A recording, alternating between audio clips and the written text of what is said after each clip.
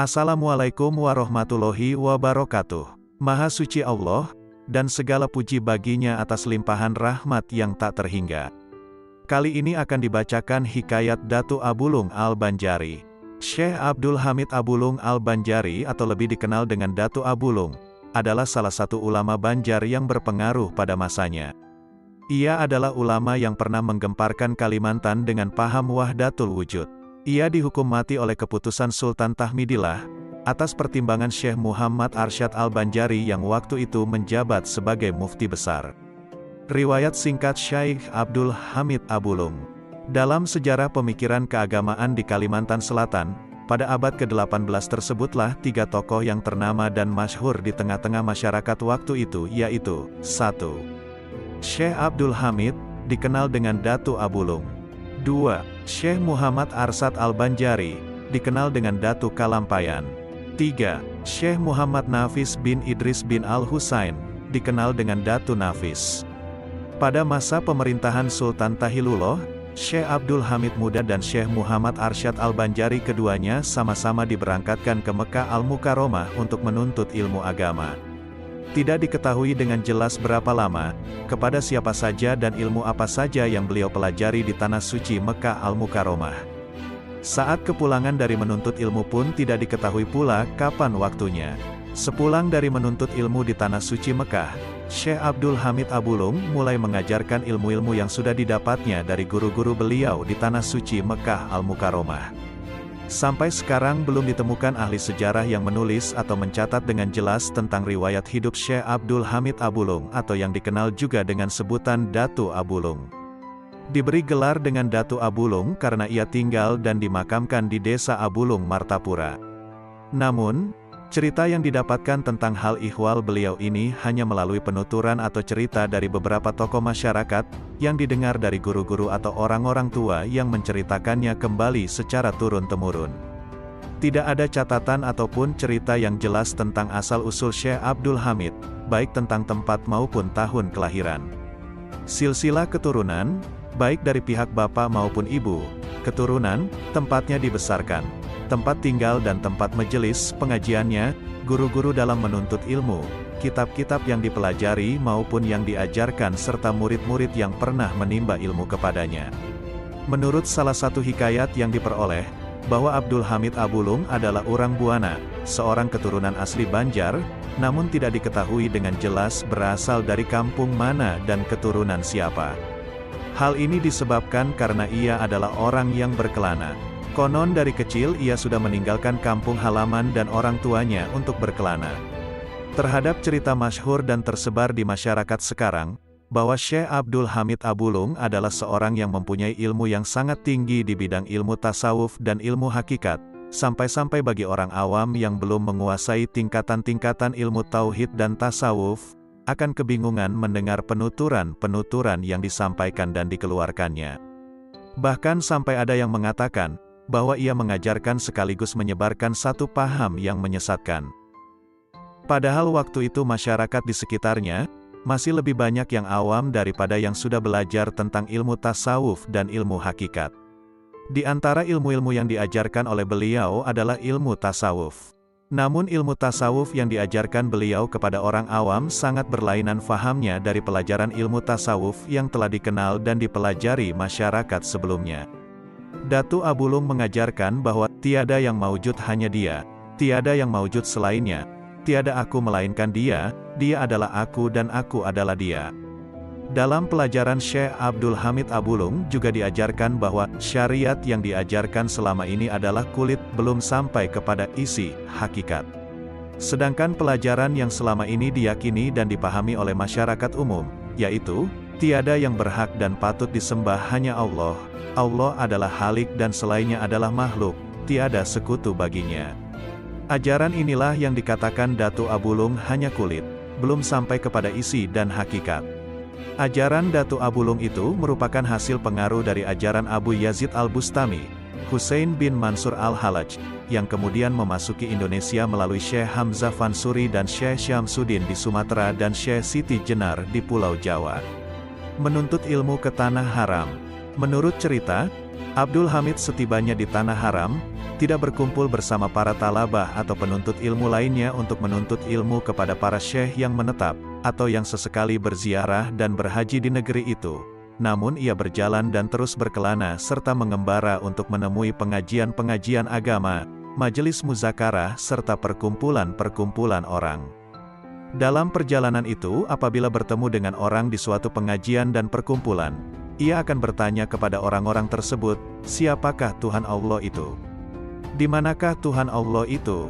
Apa bedanya manusia dengan Tuhan Allah? Pertanyaan inilah yang selalu ditanyakan oleh Abdul Hamid kepada siapa saja yang ditemukannya dimanapun ia berada. Tidak ada catatan tentang guru-guru atau orang-orang yang pernah Abdul Hamid temui untuk belajar atau bertanya tentang berbagai masalah agama, terutama tentang ilmu tasawuf dan ilmu tauhid, berbeda dengan Muhammad Arsyad dan Muhammad Nafis yang dalam berbagai catatan ataupun riwayat yang menyatakan bahwa mereka pernah belajar kepada beberapa ulama yang terkenal pada masa itu. Kembali ke tanah air dan mengembangkan ilmunya. Tidak diketahui dengan jelas berapa tahun Syekh Abdul Hamid tinggal di Tanah Haram untuk menuntut ilmu, dan tidak diketahui pula tahun berapa ia kembali ke Tanah Banjar, karena kedatangannya ke kampungnya itu, tidak melapor ke kerajaan yang dulu mengirimnya untuk menuntut ilmu ke Tanah Haram bersama Syekh Muhammad Arsyad. Pada masa pemerintahan Sultan Tahmidillah, pengajian keagamaan semakin marak. Hal ini dikarenakan banyaknya pengajian-pengajian secara umum di bidang keagamaan. Namun kebanyakan para ulama saat mengadakan pengajian, sifatnya lebih banyak menekankan pada ketauhidan dan kesyariatan. Kesemarakan ini juga disebabkan adanya Syekh Abdul Hamid Abulung yang juga membuka pengajian. Namun pengajian Syekh Abdul Hamid Abulung memberikan pengajian yang lebih menekankan pada tasawuf ketauhidan. Kebanyakan akidah masyarakat Banjar pada ketika itu adalah akidah Ahlus Sunnah wal Jamaah, seperti yang telah diajarkan dan ditanamkan oleh pengajar Islam Kerajaan Banjar yang pertama yaitu Kiai Hatib Dayan. Akidah ini telah berurat berakar di dalam hati masyarakat Banjar. Namun keyakinan yang telah tertanam di masyarakat itu, terusik dengan tersebar dan tersiarnya ajaran Syekh Abdul Hamid Abulung yang menyatakan bahwa ajaran yang selama ini diberikan yaitu berupa tauhid dan syariat, hanyalah bagian luar atau ilmu kulit dari ilmu kesejatian atau hakikat, bukan ilmu yang sebenarnya. Mendengar semua itu, maka gemparlah masyarakat ketika itu, dan menjadi pembicaraan serta perbantahan dan perselisihan, sebab mereka merasa bahwa ajaran tersebut sangat berbeda dan bertolak belakang dengan ajaran yang selama ini mereka terima, yang disampaikan oleh para ulama dan para juru dakwah sejak zaman Kiai Hatib Dayan. Kegemparan masyarakat itu, akhirnya sampai juga ke telinga Sultan Tahmidullah, dan ia segera bertukar pendapat dengan para ulama pada saat itu. Untuk mengadakan penyelidikan dan mendengar langsung kabar tentang ajaran yang disampaikan oleh Syekh Abdul Hamid, maka Sultan memerintahkan agar Syekh Abdul Hamid Abulung dipanggil dan dihadirkan ke istana. Kemudian Sultan mengutus 2 orang pegawai istana untuk menemui Syekh Abdul Hamid Abulung di rumahnya, dan mengajaknya ke istana atas perintah Sultan. Sesampai di rumah Syekh Abdul Hamid Abulung, kedua utusan istana mengetuk pintu seraya memberi salam. "Assalamualaikum," ucap kedua utusan istana.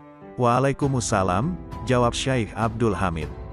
"Mari masuk dan silakan duduk," kata Syekh Abdul Hamid kepada kedua tamunya. "Terima kasih," jawab kedua utusan istana itu, sambil masuk dan duduk di hadapan Syekh Abdul Hamid. "Ada keperluan apa kalian datang ke rumahku ini?" tanya Syekh Abdul Hamid. "Begini Tuan, kami berdua diutus ke rumah Tuan Syekh Abdul Hamid untuk mengundang Tuan agar dapat hadir di istana sekarang," kata kedua utusan Sultan menerangkan maksud kedatangan mereka itu. "Maaf saudara, di sini tidak ada Abdul Hamid, di sini hanya ada Tuhan," jawab Syekh Abdul Hamid dengan mantap dan penuh wibawa. "Jadi bagaimana ini? Apa yang harus kami katakan kepada Sultan?" tanya kedua utusan tadi dengan perasaan bingung. "Katakan saja kepada Sultan bahwa di rumah ini tidak ada Abdul Hamid, yang ada hanya ada Tuhan," ucap Abdul Hamid. "Baiklah kalau begitu, akan kami katakan kepada Sultan seperti apa yang Tuan sarankan," kata kedua orang utusan istana itu sambil beranjak keluar dari rumah Syekh Abdul Hamid. Sesampai di istana, kedua orang utusan itu menyampaikan apa-apa yang mereka alami di rumah Syekh Abdul Hamid, dan mereka menyampaikan apa-apa yang dikatakannya, bahwa Syekh Abdul Hamid tidak ada dan yang ada hanya Tuhan. Mendengar jawaban tersebut, maka Sultan memerintahkan kedua orang utusannya kembali untuk memanggil dan mengundang Tuhan agar dapat hadir ke istana.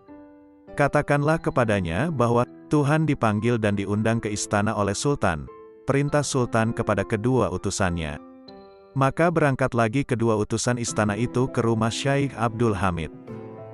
Sesampainya kedua utusan tersebut di tempat tinggal Syekh Abdul Hamid, mereka kembali mengetuk pintu rumah Syekh Abdul Hamid. "Assalamualaikum," kedua utusan tersebut memberi salam. "Waalaikumsalam," terdengar jawaban Syekh Abdul Hamid. "Apakah ada keperluan lagi, sehingga kalian berdua kembali lagi datang ke sini?" lanjutnya. "Memang kami mempunyai keperluan yang amat sangat," sahut salah satu utusan. "Kami diperintahkan Sultan untuk memanggil Tuhan dan mengundangnya datang ke istana," sambung utusan tadi. "Tuhan tidak ada, yang ada Abdul Hamid," jawab Syekh Abdul Hamid Abulung dengan tegas.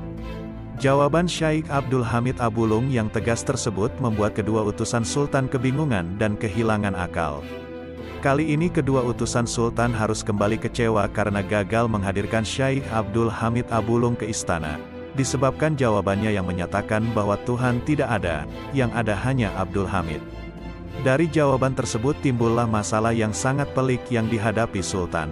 Sultan pun segera meminta pendapat para ulama. Setelah bertukar pendapat dengan Sultan, mendengar beberapa kesaksian dan meneliti serta menelaah beberapa kitab yang muktamad, akhirnya para ulama berkesimpulan bahwa ajaran yang disampaikan Syekh Abdul Hamid Abulung dapat menyesatkan keyakinan dan akidah masyarakat awam, dapat membawa kesyirikan dan merusak kehidupan keagamaan. Dan para ulama menyatakan bahwa kewajiban seorang pemimpin untuk menyelamatkan akidah rakyat yang dipimpinnya, seperti yang terdapat dalam kitab Al-Ahkam Al-Sultaniyah karangan Imam Abu Hasan Ali Al-Mawardi. Oleh karena itu, disarankan kepada Sultan agar memberikan keputusan dan hukuman yang seadil-adilnya demi kemaslahatan masyarakat banyak. Setelah Sultan mengambil keputusan, maka diperintahkan utusan untuk memanggil Syekh Abdul Hamid Abulung dengan perintah dan pesan siapapun yang ada. Apakah Tuhan ataukah Abdul Hamid yang ada, itulah yang dipanggil untuk datang ke istana. Akhirnya Syekh Abdul Hamid mau hadir ke istana untuk menemui Sultan. Sultan menerangkan maksudnya mengapa dia sampai memanggilnya ke istana, dan juga mengatakan bahwa keputusan Sultan dari hasil musyawarah dengan para ulama, adalah menyingkirkan atau membunuh Tuan Syekh Abdul Hamid Abulung. "Saya tidak akan mengubah keyakinan saya, karena saya yakin seyakin-yakinnya bahwa apa yang saya ajarkan itu tidak sesat seperti yang disangka orang, karena kemungkinan besar mereka belum memahami dan belum mengerti dengan ilmu yang saya ajarkan saat ini," ucapnya dengan tegas. "Saya akan hadapi apapun resikonya atas apa yang saya lakukan dan saya yakini, dan saya tidak akan mundur setapak dan sejengkal pun walaupun berbagai ancaman dan hukuman yang akan ditimpakan kepada saya, karena saya yakin makhluk apapun yang ada di dunia ini, tidak akan memberi bekas kepada saya, baik api, tanah, air, dan makhluk lainnya," sambung Abdul Hamid dengan mantap. Akhirnya Abdul Hamid Abulung dimasukkan ke dalam keranjang yang terbuat dari besi yang sangat berat. Ukuran kerangkeng besi tersebut dibuat seukuran dengan tubuh, hanya cukup untuk berdiri. Kemudian bersama dengan kerangkeng itu, Abdul Hamid Abulung dibenamkan ke dasar sungai di Lok Buntar, sekitar 15 km dari makamnya sekarang yaitu di desa Sungai Batang Martapura. Tanpa diketahui orang, suatu keanehan terjadi. Apabila waktu subuh telah tiba, kurungan besi yang sangat berat itu muncul di permukaan air sungai, dan Syekh Abdul Hamid melaksanakan kefarduan salat subuh di atas air dan keluar dari kurungan besi. Setelah selesai melakukan ibadahnya, beliau masuk kembali ke dalam kurungan besi itu, dan kurungan besi yang berat tersebut perlahan tenggelam kembali ke dasar sungai.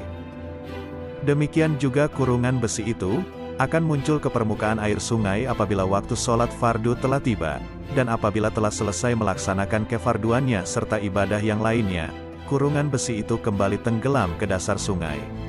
Pada suatu malam menjelang waktu subuh, 10 orang pencari ikan menjala di sekitar sungai tempat Syekh Abdul Hamid Abulung ditenggelamkan. Pada saat asyik-asyiknya mereka mencari ikan, samar-samar mereka mendengar suara azan. Perlahan-lahan mereka mendekati sumber suara azan tersebut, Dari kejauhan mereka melihat keganjilan dan keanehan yang terjadi pada diri Syekh Abdul Hamid Abulung. Sejak melihat keganjilan tersebut, mereka mengangkat beliau menjadi guru mereka. Dari beliau, mereka belajar berbagai ilmu pengetahuan agama Islam. Setelah direndam beberapa lama di air, Datuk Abulung tidak juga mati. Bahkan terjadi peristiwa ajaib, yaitu bila tiba waktu sholat, beliau keluar dari kurungan dan melakukan sholat di atas air. Peristiwa ini terjadi berulang-ulang, maka Sultan memerintahkan punggawanya untuk mengangkat dan mengeluarkannya kemudian membawanya ke istana untuk menemuinya.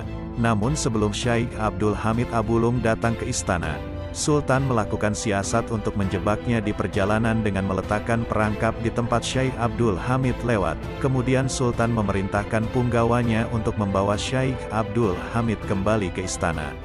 Saat Abdul Hamid melewati sebuah jalan, ia memijak sebuah lubang yang di atasnya ditutupi dedaunan, maka melesatlah sebilah tombak tajam, namun berhenti di udara dan jatuh ke tanah tepat di belakang tubuhnya tanpa diketahuinya. Tidak lama kemudian, sampailah Syekh Abdul Hamid di hadapan Sultan di istana, dan ia mengatakan bahwa ia tidak dapat dibinasakan dengan alat dan benda apapun. Tuan Syekh, sekarang aku sadar bahwa ilmu yang engkau miliki itu memang benar adanya. Dan orang yang mengatakan bahwa Tuan Syekh itu tidak mengerjakan sholat, itu juga tidak benar. Tetapi aku mohon pengertian Tuan Syekh untuk memahami keadaan masyarakat sekarang ini, sebab mereka masih banyak yang belum mengerti tentang ilmu yang diajarkan Tuan Syekh, sehingga mereka banyak yang menjadi sesat. Sedangkan ini semua adalah tanggung jawab saya sebagai Sultan di kerajaan Banjar ini, ucap Sultan. Kalau begitu baiklah dan mungkin juga ajalku sudah dekat, kata Syekh Abdul Hamid Abulung. Saya sebagai Sultan dan mewakili seluruh rakyat di sini, mengucapkan maaf dan ampun serta terima kasih yang setinggi-tingginya, atas pengertian Tuan Syekh Abdul Hamid atas semua ini, ucap Sultan.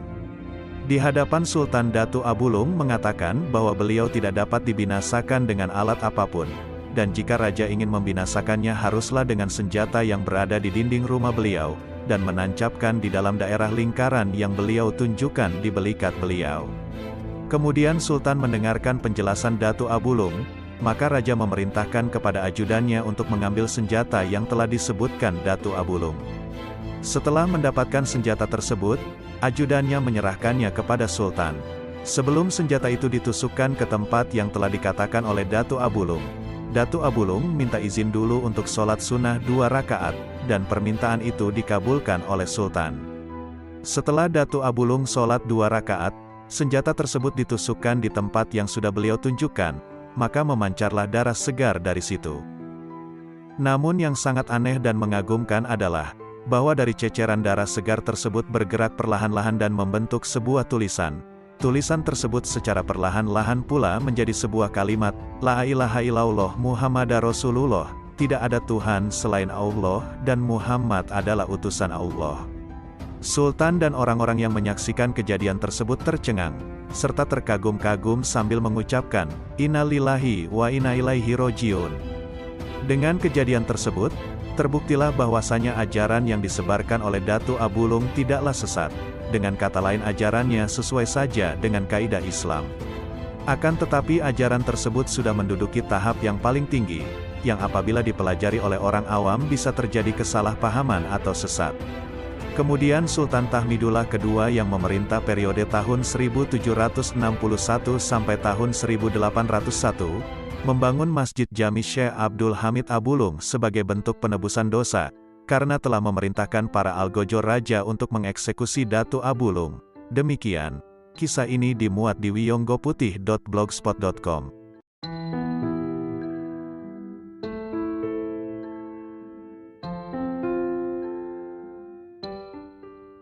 Datuk Sanggul, begitu masyarakat lebih mengenalnya. Seorang tokoh panutan di zamannya, sekitar abad ke-18 Masehi, satu zaman dengan Maulana Syekh Muhammad Arsyad Al-Banjari. Ketulusan hatinya dalam melaksanakan ibadah, dan ketakwaannya dalam menegakkan kalimat-kalimat Allah, serta keramat yang diberikan Allah kepadanya, membuat ia terkenal sampai ke pelosok negeri.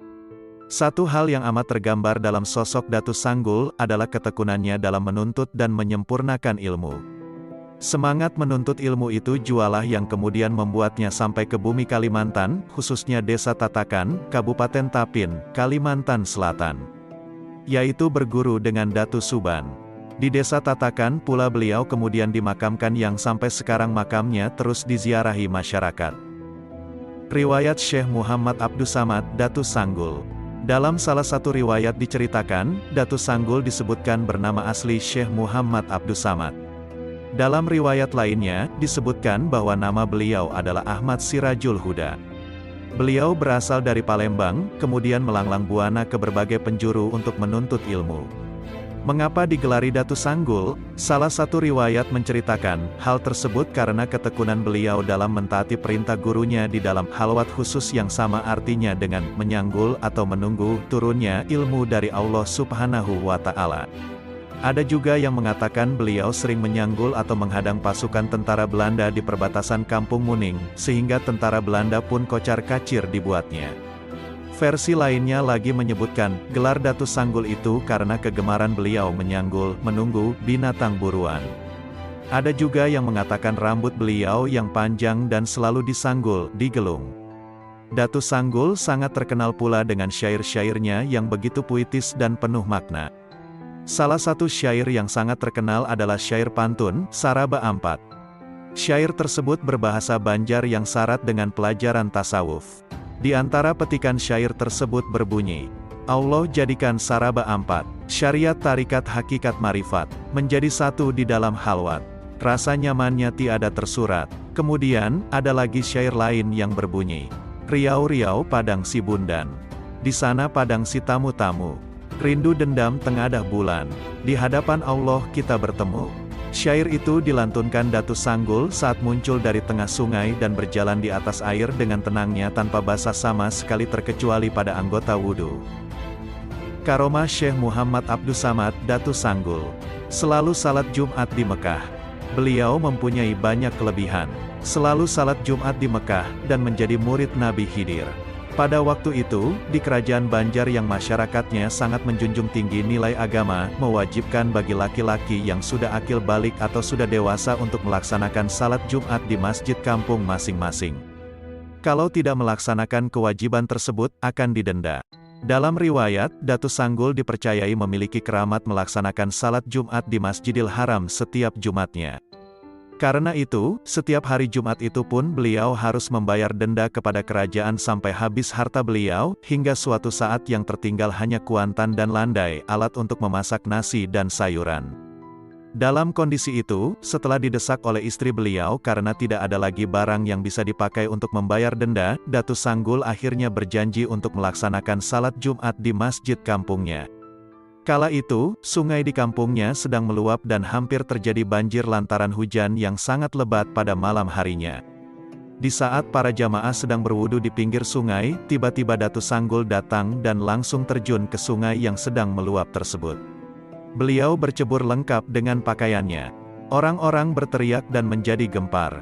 Dan tiba-tiba lagi, di tengah kegemparan masyarakat itu, Datu Sanggul muncul dari tengah sungai dan berjalan di atas air dengan tenangnya, lalu langsung memasuki masjid.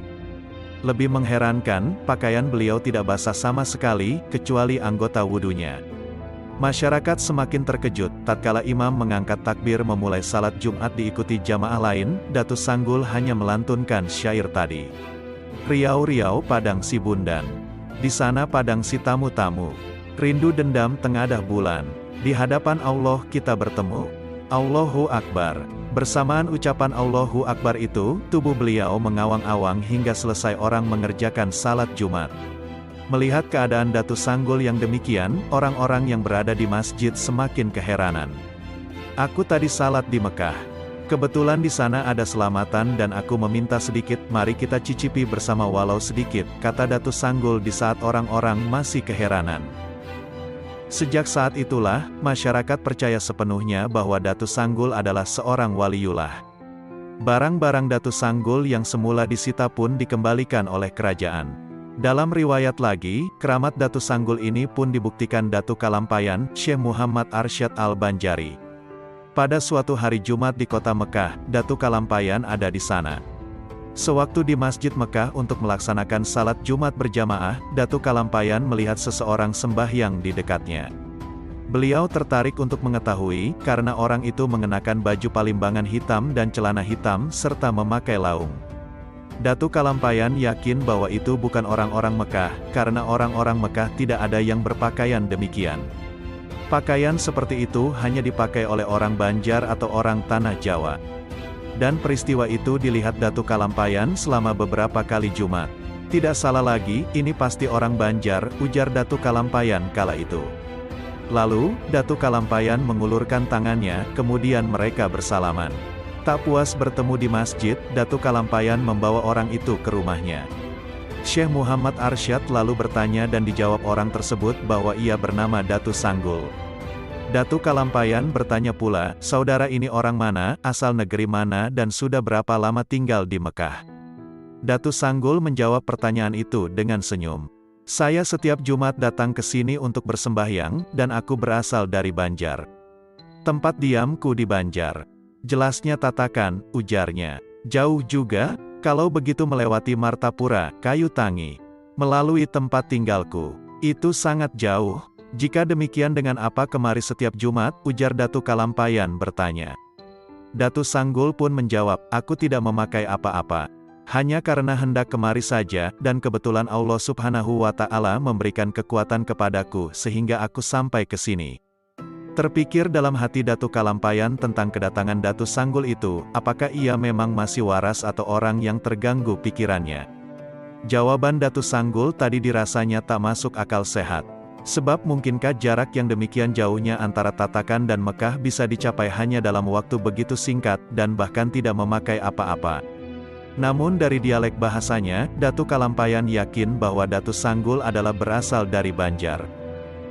Untuk menguji ketidakpercayaannya itu, Datuk Kalampayan pun kemudian berkata kepada Datu Sanggul. Kalau betul engkau pulang pergi dari Tatakan ke sini, coba tolong hari Jumat yang akan datang bawakan aku oleh-oleh dari kampung. Aku sudah sangat lama tidak pulang. Mungkin sudah mencapai waktu 30 tahun. Selama ini aku selalu berada di Mekah tak pernah kemana-mana. Nah kira-kira musim buah apa di kampung kita? Bawakan kemari untukku, terutama di Martapura sekarang ini musim apa kiranya, ujar Datuk Kalampayan. Datu Sanggul lalu berdiri di depan jendela. Tangannya dilambaikannya keluar jendela. Ketika ia menarik kembali tangannya, ada sebiji durian dan kuini. Nah, Datu Kayu Tangi ambil durian dan kuini ini. Ini datang dari Sungkai, kata Datu Sanggul. Buah itu diterima Datuk Kalampayan, dan diperiksa masih ada getah dari tangkai kuini itu. Sama seperti baru dipetik dari samping rumah. Durian dan kuini tersebut masak pula. Segera Datuk Kalampayan mengupas dan memakannya. Memang betul durian dan kuini. Di Mekah kedua buah tersebut tidak ada. Kuini Jawa saja tidak terdapat kecuali jenis asam-asaman lain. Dan suatu saat Datuk Kalampayan kembali ke tanah Banjar, ia semakin kaget karena ada buah kuini dari kerajaan Banjar yang tiba-tiba menghilang. Rupanya, buah kuini itulah yang dipetikkan Datu Sanggul untuk Datuk Kalampayan. Sejak pertemuan awal itu, Datu Sanggul dan Datuk Kalampayan semakin sering bertemu di setiap salat Jumat. Dan karena sering bertemu, maka terjalinlah persahabatan antara keduanya. Sering Datu Sanggul dibawa ke kediaman Syekh Muhammad Arsyad. Datu Sanggul pun tidak pernah menolak. Dari persahabatan keduanya ini pula kemudian ada satu kitab yang dikenal Kitab Barencong, yakni, kitab yang dibagi dua secara diagonal. Satu bagian dipegang oleh Datu Kalampayan, dan sebagian lainnya dibawa oleh Datu Sanggul. Syekh Abdus Samad sering membagi daging binatang rusa dan kijang kepada penduduk Dusun Muning, Kalimantan Selatan, tempat tinggalnya. Daging itu diperoleh dengan cara menyumpit binatang tersebut yang lewat di bawah pohon tempat dia duduk berjuntai setiap hari. Namun kebiasaan tersebut tidak dilakukan pada hari Jumat, karena dia pergi ke Mekah untuk melakukan salat Jumat. Pekerjaan menghadang dan mengintip binatang itu disebut menyanggul yang berasal dari kata sanggul. Inilah asal mula Syekh Abdus Samad diberi gelar Datu Sanggul atau Datuk Sanggul. Datu Sanggul, seperti dikutip dari riwayat Datu Sanggul, Saduran M. Zaini AD, pada suatu hari diminta Nabi Khidir untuk mengantar Datu Daha ke Mekah. Datu Daha ingin salat di sana. Datu Daha adalah anak angkat Nabi Khidir setelah dia mengalami peristiwa yang luar biasa. Datu Sanggul menyanggupi permintaan itu, dengan syarat Datu Daha harus memegang dirinya erat-erat dengan mata tertutup sampai ada perintah membukanya. Demikianlah, beberapa saat kemudian Datu Daha diizinkan membuka mata dan ternyata sudah tiba di Mekah. Mereka lalu ke masjid dan menjalankan salat Jumat. Datu Daha kemudian minta kesediaan Datu Sanggul untuk mengantarkan lagi ke Mekah, tapi kali itu untuk naik haji. Menanggapi permintaan itu, Datu Sanggul minta agar Daha menunggu hari Jumat. Setelah itu dia lenyap dari depan mata Daha. Diceburkan ke laut. Datu Daha adalah orang yang pernah bertemu Nabi Khidir ketika dia dalam kondisi yang sangat letih setelah diceburkan oleh kapten kapal karena kapal layar yang mereka tumpangi menuju Tanah Suci tiba-tiba berhenti di tengah laut tanpa sebab yang jelas. Untuk mencari kejelasan itu, dengan bantuan paranormal, Daha diceburkan ke dalam laut. Si Fulan ini harus tinggal di tengah laut, kata si paranormal kepada kapten kapal setelah menghitung-hitung bayangan gaib. Begitu tubuh Daha tercebur ke laut, kapal itu pun bergerak melaju seperti semula dan meninggalkan Daha di tengah laut. Setelah 30 jam terombang-ambing di laut, akhirnya Daha terdampar di pantai. Ketika hampir pingsan, dia berdoa kepada Allah mohon keselamatan. Kemudian dia berjalan menelusuri pantai hingga kelelahan dan jatuh pingsan. Ketika siuman, dia melihat banyak makam sejauh mata memandang dalam keadaan rapi. Namun dia tidak melihat bangunan rumah. Pasti kuburan ini ada yang mengurus, pikirnya. Namun, siapa? Karena kelelahan, dia terduduk sambil menoleh kiri kanan, hingga tampak olehnya sebuah gubuk. Dengan tertatih-tatih dia datangi gubuk itu dan didapatinya seorang lelaki tua sendirian di dalamnya. "Assalamualaikum," ujarnya. Kemudian terjadilah dialog di antara keduanya. Singkat kata, orang tua itu adalah Nabi Khidir, yang mengaku sebagai pengurus pemakaman tersebut, yaitu makam orang-orang yang mati tenggelam di laut, seperti yang dialami Datu Daha. Jawaban itu diberikan setelah Daha menceritakan pengalamannya sendiri. Mengetahui bahwa orang tua itu adalah Nabi Khidir, Daha menyatakan keinginannya untuk pergi haji. "Kalau Ananda ingin menunaikan ibadah haji, besok aku ikutkan kepada Syekh Abdus Samad. Tiap hari Jumat dia singgah kemari sebelum ke Mekah," jawab Nabi Khidir. Begitulah, Datu Daha akhirnya bertemu Datu Sanggul dan dibawa ke Mekah. Berbulan-bulan kemudian, Datu Daha bertemu para penumpang kapal layar yang ditumpangi dulu. Mereka heran mengetahui Daha telah tiba di Mekah lebih dulu daripada mereka. "Bukankah Anda dulu dilempar ke laut, kok bisa duluan sampai di Mekah?" kata salah seorang di antara mereka, keheranan. "Itu semua kehendak Allah," jawab Datu Daha. Namun dia tidak menceritakan pertemuannya dengan Nabi Khidir. Dalam keheranan itu, mereka akhirnya berkesimpulan bahwa kemungkinan Datu Daha adalah wali, bukan orang sembarangan. Ketika ibadah haji selesai, Datu Daha pun diantar pulang oleh Datu Sanggul dengan cara yang sama. Namun dia diturunkan di ujung kampung Daha, Borneo, tempat asal Datu Daha. "Dari sini Anda jalan ke rumah, supaya orang kampung melihat Anda sudah kembali dari Tanah Suci," pesan Datu Sanggul. Begitulah, dalam sekejap mata, Datu Daha telah melihat kembali kampungnya dan Datu Sanggul lenyap dari hadapannya. Hari itu orang-orang kampung Daha terheran-heran melihat Datu Daha telah kembali. Mereka bertanya-tanya, tapi tidak dijawab oleh Daha. "Aku pulang atas kekuasaan, kodrat, dan iradat Allah. Aku tak kuasa menjelaskannya," kata Datu Daha. Untuk mengetahui jawaban pertanyaan itu, orang-orang kampung menunggu kembalinya para jamaah lainnya sesama penumpang kapal layar. Namun ternyata mereka juga menyatakan keheranannya. Mereka menceritakan bahwa Datu Daha dibuang ke laut karena ada sesuatu yang aneh ketika kapal tiba-tiba terhenti di tengah laut. Namun ketika sampai di Jeddah, mereka heran melihat Daha juga sudah ada di sana dengan selamat.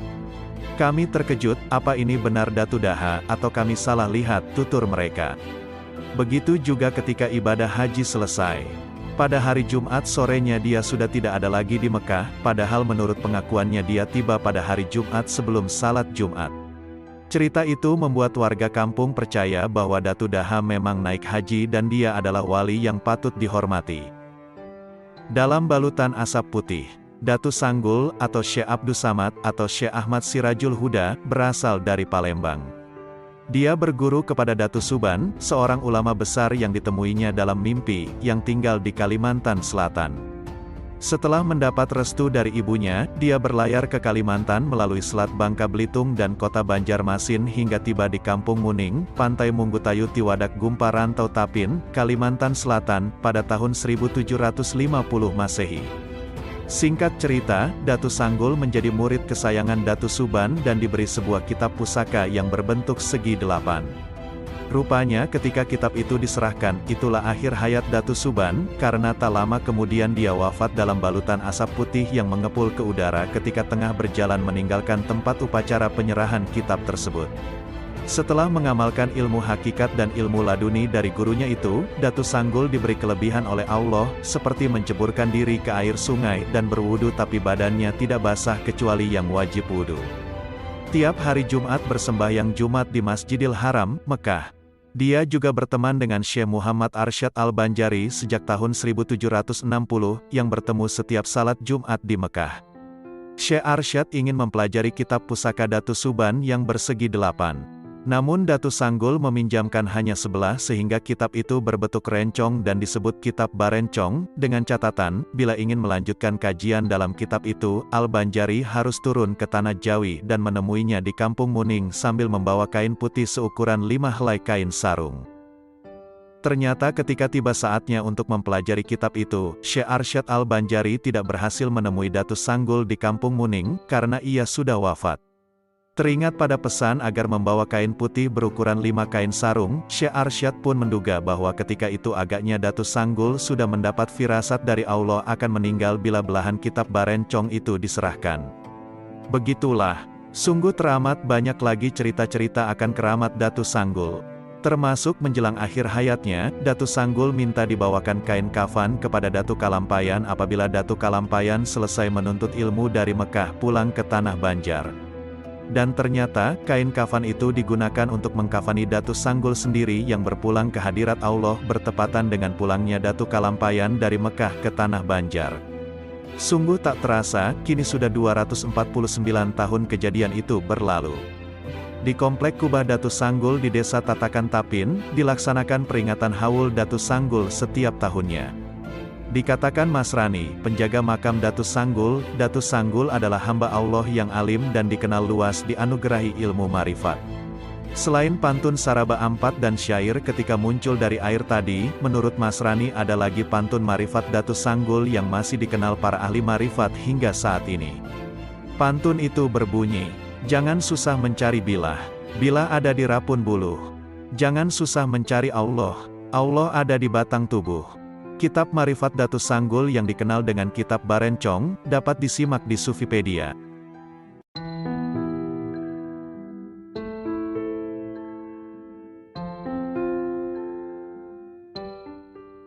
Assalamualaikum warahmatullahi wabarakatuh. Berjumpa lagi dengan Rio Fulana. Semoga kita semua senantiasa dalam lindungan Allah Subhanahu wa Ta'ala. Berikut akan diuraikan kisah Syekh Muhammad Arsyad Al-Banjari dan beberapa karomahnya. Kisah ini dikutip dari berbagai sumber diantaranya koranbanjar.net dan lainnya. Berikut uraiannya. Syekh Muhammad Arsyad Al-Banjari, ulama besar asal Tanah Banjar yang juga dikenal dengan sebutan Datuk Kelampayan. Ulama besar yang melahirkan nasab para ulama besar di Kalimantan Selatan, salah satunya Syekh Muhammad Zaini bin Abdul Ghani atau guru sekumpul ini memiliki kisah sejarah yang menjadi teladan bagi masyarakat. Dari sekian banyak kisah sejarah yang menarik, kisah pertautan cinta putri Syekh Muhammad Arsyad Al-Banjari yang bernama Fatimah dengan Syekh Abdul Wahab Bugis juga menjadi kisah yang sangat fenomenal. Selama menuntut ilmu di Masjidil Haram Mekah, Syekh Muhammad Arsyad Al-Banjari dipertemukan dengan 3 sahabat sesama penuntut ilmu, seperti Syekh Abdus Samad Al-Falimbani, Syekh Abdurrahman Misri Al-Jawi, dan Syekh Abdul Wahab Bugis, sehingga mereka dikenal sebagai 4 serangkai dari Tanah Jawi. Dikisahkan, sebelum pulang dari menuntut ilmu, keempat sahabat ini sepakat untuk berhaji ke Tanah Suci Mekah. Ketika itu, tanpa disangka Syekh Muhammad Arsyad bertemu dengan adik kandungnya, Zainal Abidin bin Abdullah yang sedang menunaikan ibadah haji. Kemudian, adiknya membawa kabar bahwa anak dia yaitu Fatimah sudah beranjak dewasa dan sang anak menitipkan cincin kepada dia. Melihat hal demikian, 3 sahabat Syekh Muhammad Arsyad masing-masing mengajukan lamaran untuk memperistri anak dia. Setelah berpikir lama, Syekh Muhammad Arsyad memutuskan untuk mengundi lamaran yang akan diterima. Hasil pengundian ternyata lamaran Syekh Abdul Wahab Bugis yang diterima. Dari situlah terjalin pertautan cinta antara putri Syekh Muhammad Arsyad Al-Banjari dengan Syekh Abdul Wahab Bugis. Setelah menerima lamaran Syekh Abdul Wahab Bugis, kemudian Syekh Muhammad Arsyad Al-Banjari melaksanakan ijab kabul pernikahan antara Syekh Abdul Wahab Bugis dengan Fatimah binti Syekh Muhammad Arsyad. Pernikahan langsung dilaksanakan Syekh Muhammad Arsyad sambil disaksikan dua sahabat lainnya. Syekh Muhammad Arsyad Al-Banjari bin Abdullah bin Abdurrahman Al-Banjari, lahir di desa Lok Gabang, tanggal 17 Maret tahun 1710, meninggal di dalam pagar, tanggal 3 Oktober tahun 1812 pada umur 102 tahun. Dia ulama Banjar, ulama fikih yang bermazhab Imam Syafi'i. Syekh Muhammad Arsyad Al-Banjari berasal dari kota Martapura, Kabupaten Banjar, Kalimantan Selatan. Dia hidup pada masa tahun 1122 sampai tahun 1227 Hijriah. Dia disebut juga Haji Besar dan mendapat julukan Anumerta Datuk Kalampayan. Syekh Muhammad Arsyad Al-Banjari pengarang kitab Sabilal Muhtadin yang banyak menjadi rujukan bagi banyak pemeluk agama Islam di Asia Tenggara. Sejak dilahirkan, Muhammad Arsyad melewatkan masa kecil di desa kelahirannya Lok Gabang, Martapura. Sebagaimana anak-anak pada umumnya, Muhammad Arsyad bergaul dan bermain dengan teman-temannya. Namun pada diri Muhammad Arsyad sudah terlihat kecerdasan melebihi dari teman-temannya. Begitu pula akhlak budi pekertinya yang halus dan sangat menyukai keindahan. Di antara kepandaiannya adalah seni melukis dan seni tulis. Sehingga siapa saja yang melihat hasil lukisannya akan kagum dan terpukau. Pada saat Sultan Tahlilullah sedang berkunjung ke kampung Lok Gabang, Sultan melihat hasil lukisan Muhammad Arsyad yang masih berumur 7 tahun.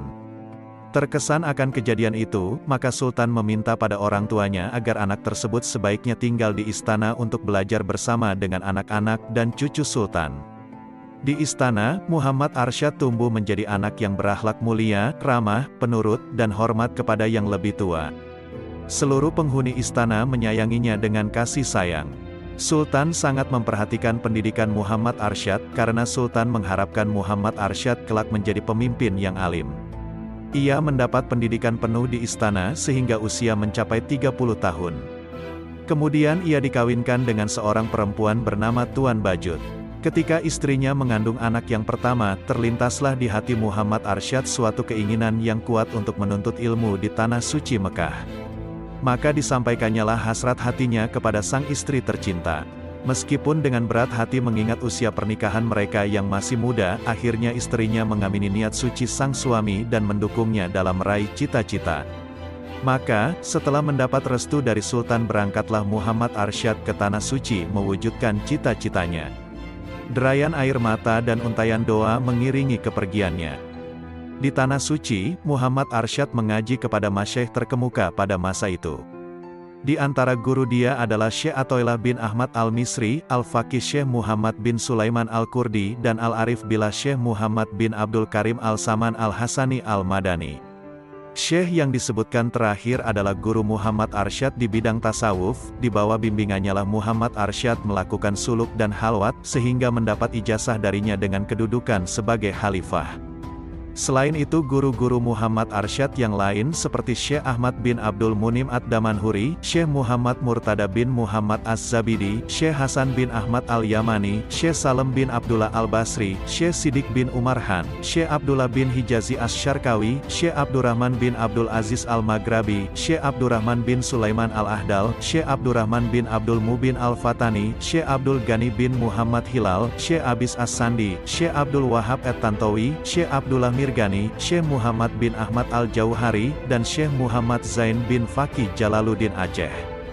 Setelah lebih kurang 35 tahun menuntut ilmu di Mekah dan Madinah, timbullah niat untuk menuntut ilmu ke Mesir. Ketika niat ini disampaikan dengan guru mereka, Syekh menyarankan agar keempat muridnya ini untuk pulang ke Jawi, Indonesia, untuk berdakwah di negerinya masing-masing. Maka bertolaklah keempat putra Nusantara ini menuju kampung halaman. Memasuki wilayah Nusantara, mula-mula mereka singgah di Sumatera yaitu di Palembang, kampung halaman Syekh Abdus Samad Al-Falimbani. Kemudian perjalanan dilanjutkan menuju Betawi, yaitu kampung halaman Syekh Abdurrahman Misri. Selama di Betawi, Syekh Muhammad Arsyad diminta menetap sebentar untuk mengajarkan ilmu agama dengan masyarakat Betawi. Salah satu peristiwa penting selama di Betawi adalah ketika Syekh Muhammad Arsyad membetulkan arah kiblat Masjid Jembatan 5, Masjid Luar Batang, dan Masjid Pekojan.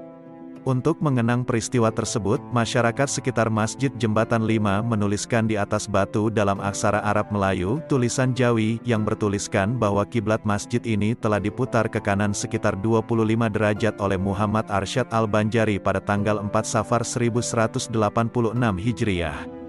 Setelah dirasa cukup, maka Syekh Muhammad Arsyad dan Syekh Abdul Wahab Bugis berlayar menuju kampung halaman ke Martapura, Banjar. Tiba di kampung halaman pada bulan Ramadan 1186 Hijriah bertepatan 1772 Masehi, sampailah Muhammad Arsyad di kampung halamannya, Martapura, pusat Kesultanan Banjar pada masa itu. Akan tetapi, Sultan Tahlilullah, seorang yang telah banyak membantunya telah wafat dan digantikan kemudian oleh Sultan Tahmidullah II bin Sultan Tamjidullah I, yaitu cucu Sultan Tahlilullah. Sultan Tahmidullah yang pada ketika itu memerintah Kesultanan Banjar, sangat menaruh perhatian terhadap perkembangan serta kemajuan agama Islam di kerajaannya. Sultan Tahmidullah II menyambut kedatangan dia dengan upacara adat kebesaran. Segenap rakyat pun mengeluk-elukannya sebagai seorang ulama, matahari agama yang cahayanya diharapkan menyinari seluruh Kesultanan Banjar. Aktivitas dia sepulangnya dari Tanah Suci dicurahkan untuk menyebarluaskan ilmu pengetahuan yang diperolehnya, baik kepada keluarga, kerabat ataupun masyarakat pada umumnya. Bahkan, Sultan pun termasuk salah seorang muridnya sehingga jadilah dia raja yang alim lagi wara. Berikut akan diuraikan beberapa karomah Syekh Muhammad Arsyad Al-Banjari. Dalam sebuah riwayat disebutkan, Syekh Muhammad Arsyad Al-Banjari bertemu dengan Datuk Sanggul di Mekah, yang pada saat itu bisa pulang pergi ke Kalimantan di hari yang sama. Karomah melakukan perjalanan panjang dengan waktu singkat itu, ternyata tidak hanya dimiliki Datuk Sanggul saja, Datuk Kelampayan pun juga pernah melakukan hal yang sama. Syekh Muhammad Arsyad Al-Banjari atau Datuk Kelampayan lebih dikenal sebagai seorang ahli fikih karena karyanya yang populer adalah kitab Sabilal Muhtadin yang membahas masalah fikih. Kendati demikian, beliau juga menulis kitab tentang tasawuf, dan dianugerahi karomah layaknya ahli tasawuf. Diceritakan Datuk Kelampayan ingin cepat-cepat ke Kelampayan, sementara jarak dari desa dalam pagar kediaman Syekh Muhammad Arsyad dengan desa Kelampayan berkilo-kilometer jauhnya. Maka, Datuk Kelampayan pun mengeluarkan karomahnya, yakni melakukan perjalanan jauh dengan waktu singkat. Dari Munggu, gundukan tanah itu, Datuk menghilang dan langsung tiba di Kelampayan. Salah satu cerita mengenai karomah Syekh Muhammad Arsyad Al-Banjari yang dikenal dengan nama Tuan Tasalamaka atau Datuk Kelampayan ini terjadi saat dia berangkat ke Batavia untuk membetulkan arah kiblat. Arsyad membetulkan arah kiblat di Masjid Jembatan 5, Masjid Luar Batang dan Pekojan. Hal ini menimbulkan kontroversi di kalangan pemuka masyarakat dan pemimpin muslim saat itu. Karenanya Gubernur Jenderal Belanda kala itu memanggil Arsyad, sekaligus untuk mempermalukannya di depan umum dengan salah satu pertanyaannya, apakah isi kelapa yang sedang dipegang sang gubernur? Syekh Arsyad menjawab isi kelapa itu air dan di dalam air itu ada ikan, lalu hadirin tertawa mendengar jawaban yang tidak masuk akal itu. Akan tetapi, setelah kelapa itu dibelah, memancarlah air dan keluarlah ikan yang masih hidup dari dalamnya. Hadirin yang tertawa sebelumnya berubah menjadi takjub dan kagum melihat karomah yang dimiliki Syekh Arsyad.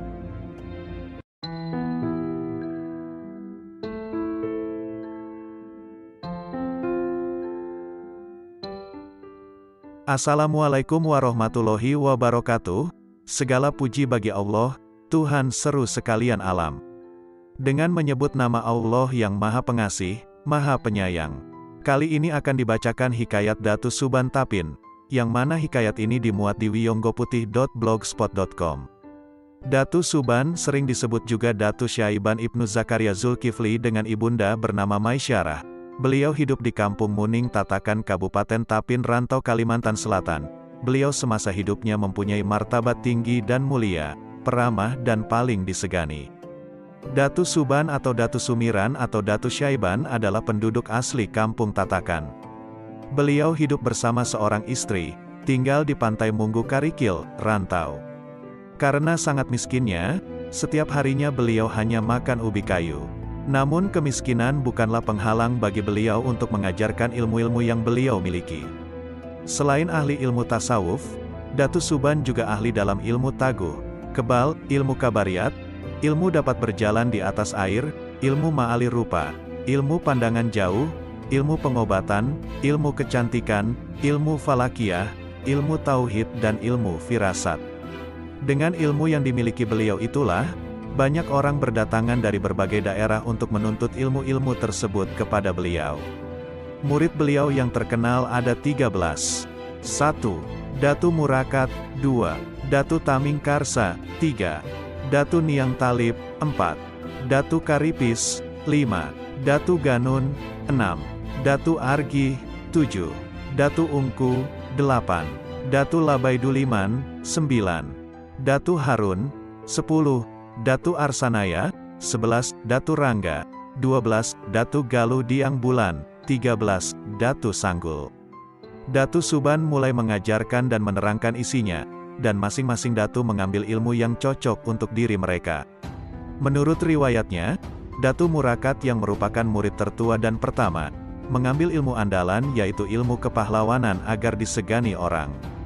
Sebagaimana diceritakan, apabila ada orang yang berniat jahat terhadapnya, maksud jahat orang tersebut tidak akan mengenainya, tubuhnya kebal, tidak mempan senjata yang terbuat dari besi.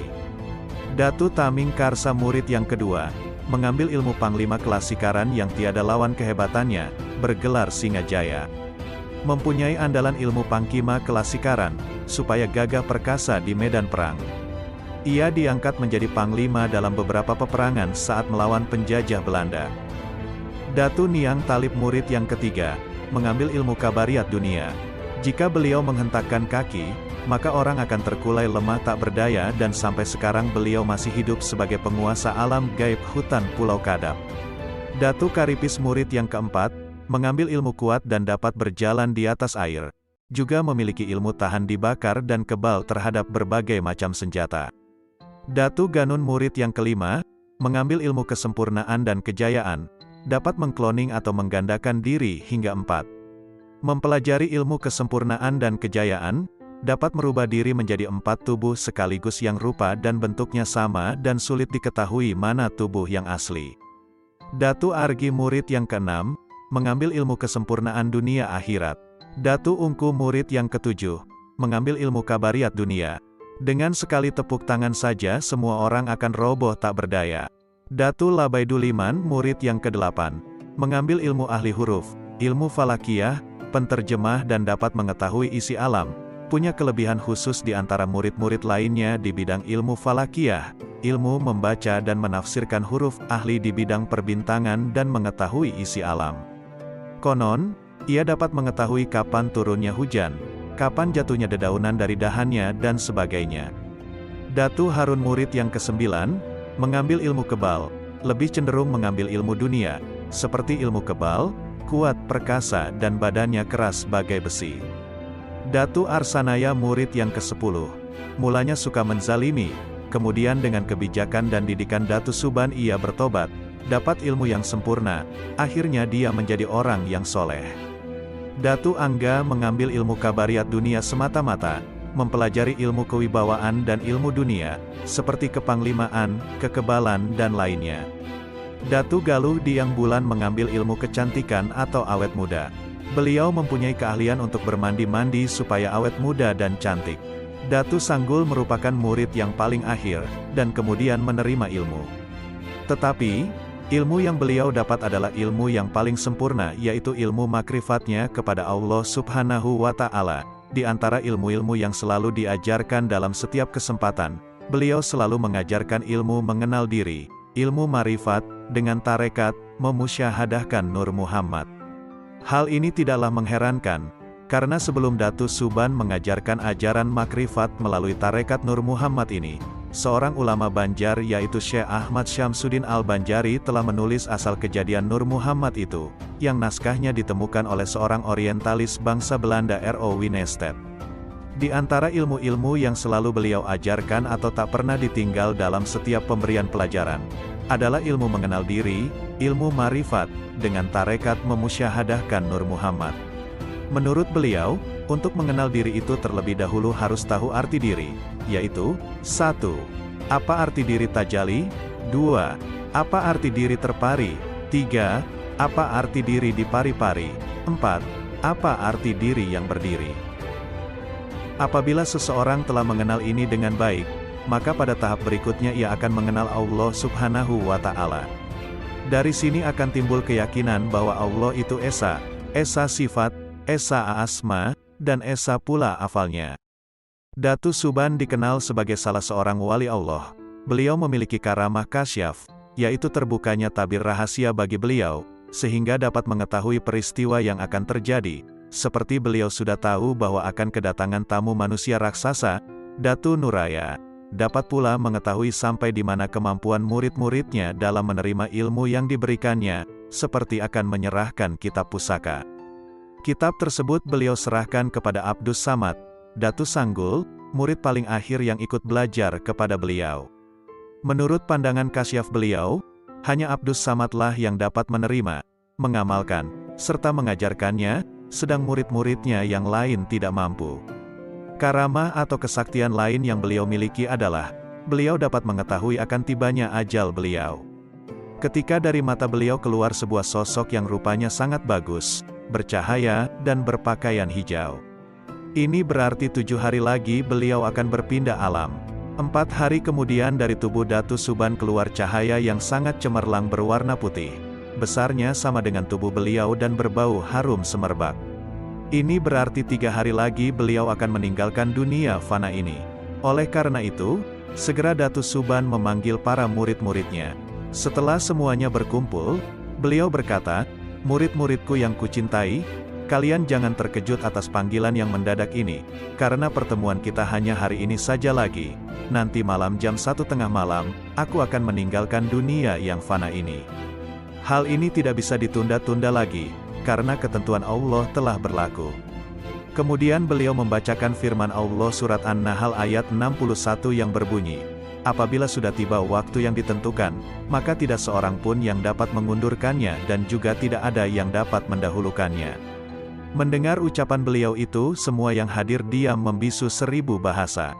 "Nah, waktuku hampir tiba," kata Datu Suban memecah kesunyian itu. "Mari kita berzikir bersama-sama untuk mengantarkan kepergianku," kata Datu Suban lagi. Semua murid dipimpin oleh beliau serentak mengucapkan zikir, "Hu Allah, Hu Allah, Hu Allah." Perhatikanlah, apabila aku turun kurang lebih 40 hasta sampai pada batu berwarna merah sebelah dan hitam sebelah, aku berdiri di sana nanti, maka pandanglah aku dengan sebenar-benarnya, yang ada ini atau yang tiada nanti, lihatlah aku ada atau tiada. Kalau ada masih diriku ini tidak menjadi tiada, berarti ilmu yang kuajarkan kepada kalian belum sejati, tetapi bila aku menjadi tiada berarti ilmu yang kuajarkan kepada kalian adalah ilmu sejati dan sempurna.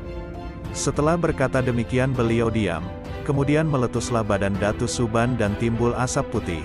Hilang asap putih timbul cahaya, nur, yang memancar-mancar sampai ke atas ufuk yang tinggi, kemudian lenyap ditelan kemunculan cahaya rembulan. Semua yang hadir takjub menyaksikan kejadian itu.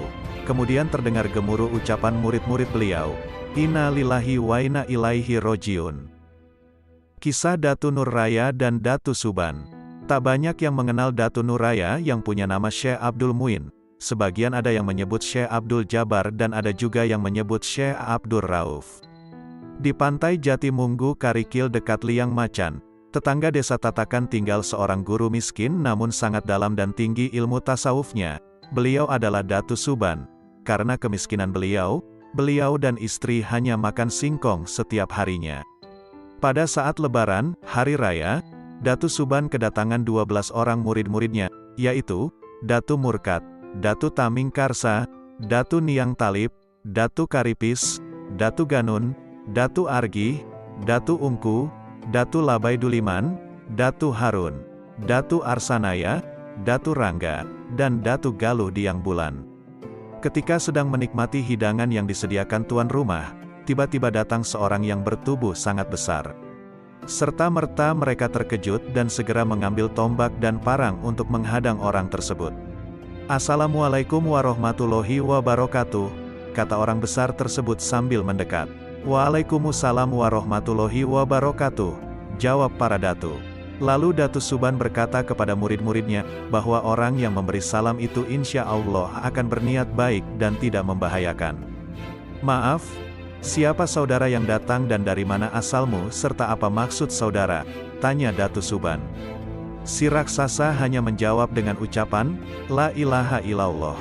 Setiap Datu Suban bertanya selalu dijawabnya dengan kalimat tauhid, "La ilaha illallah." Hingga 7 kali ditanya dan dijawab dengan 7 kali zikir tauhid itu. Setelah 7 kali zikir tersebut, tiba-tiba raksasa itu ambruk. Lalu para datu menghampiri dan memeriksanya. Ternyata orang besar itu telah meninggal dunia. Serempak mereka berujar, "Inna lillahi wa inna ilaihi roji'un." Melihat keadaan yang demikian, para datu yang berjumlah 13 orang tadi bingung. Bagaimana cara memandikan dan menguburkannya? Jangankan untuk memandikan dan menguburkannya, mengangkat saja sudah susah. Apalagi saat itu musim kemarau panjang, biasanya tanah sangat keras, sedang lubang untuk penguburan harus lebar dan panjang, dan untuk memandikannya juga diperlukan air yang sangat banyak. Konon, di tengah kebingungan para datu, tiba-tiba hujan lebat turun dan ketika mereka mengangkat jenazah dengan mengerahkan tenaga penuh, ternyata tubuh orang besar itu sangat ringan, hanya seperti segumpal kapas. Serentak mereka berseru, "Subhanallah." Sebelum mereka mewaradunya, membersihkan mayat itu, Datu Suban menemukan sebuah tas selempang dari dalam pakaiannya. Setelah membukanya ternyata terdapat sebuah kitab yang akhirnya terkenal dengan sebutan Kitab Barencong. Para datu mulai membagi tugas. Membersihkan mayat ialah Datu Argi, Datu Niang Talib, Datu Ganun, Datu Labaiduliman, Datu Ungku, sedangkan Datu Karipis bertugas mencari batu nisan dari batu alam. Sedang yang lain membuat lubang kubur di Gunung Munggu Karikil dekat Munggu Tayuh.